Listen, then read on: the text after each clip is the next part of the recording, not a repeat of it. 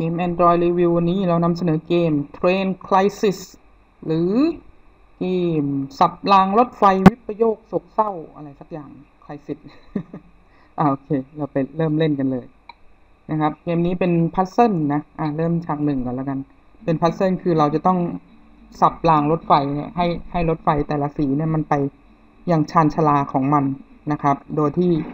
ไม่ชนกันหรือว่าไม่ตกรางประมาณนั้นนะครับก็คือต้องสับรางให้ถูกนี่คือวิธีการเล่นก็คือประมาณนี้นะครับถ้าผ่านเคลียร์เงื่อนไขได้ก็จะสามารถไปฉากถัดไปได้นะครับแบบฝึกหัดมันก็จะมีบอก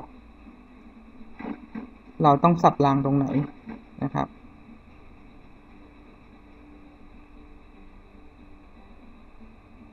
ประมาณนี้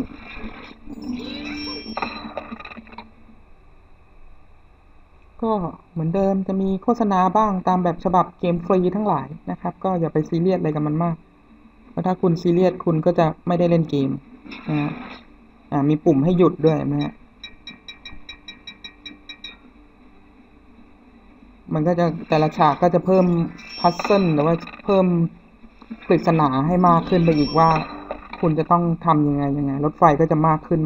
เรื่อยๆฉาก1-5นี่เขาก็จะมีลูกศรบอกว่าคุณจะต้องทำอะไรนะครับบางฉากก็ต้องอาศัยความเร็วด้วยนะครับประมาณนี้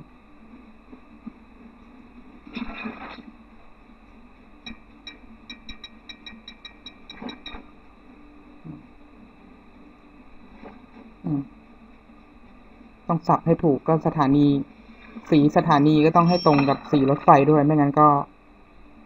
ไม่ผ่านเหมือนกันนะครับจะเล่นไปสักพักก็จะมีโฆษณาโผล่ขึ้นมาแล้วก็กดแบ็คไปแถวนั้นไม่มีอะไรนะครับ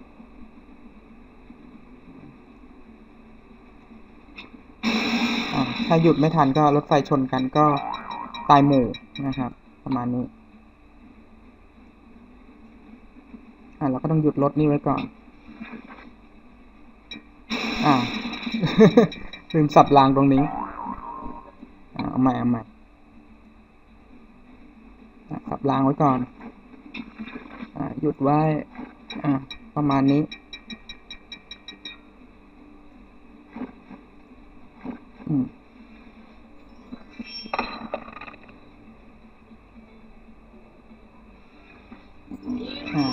นะครับประมาณนี้แล้วก็แต่ละฉากก็ความยากก็จะเพิ่มขึ้นเรื่อยๆจะถามว่าสนุกไหมมันก็สนุกครับก็ได้ฝึกสมองไปในตัวนะเนี่ยต้องใช้ความไวด้วยต้องสับรางให้ทันด้วยเพราะว่าไอขบวนที่ตามมาบางทีมันก็ตามมาแบบติดกันเลยถ้าเราสับไม่ทันปุ๊บไปชนท้ายนี่มันก็พังนะครับก็ต้องอาศัยความไวสายตาแล้วก็ใช้การคำนวณนิดหนึ่งนะครับนะก็เป็นอีกหนึ่งเกมพัซเซิลที่สนุกดีฉากนี้เริ่มยากแล้วเห็นไหมอะไรไม่รู้มากมาย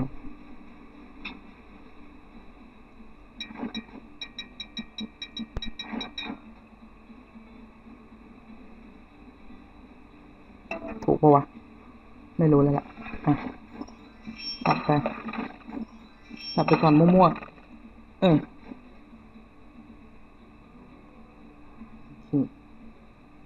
มันมีกระตุกนิดหน่อยนะครับกราฟิกสวยงามเสียงดนตรีประกอบโอเค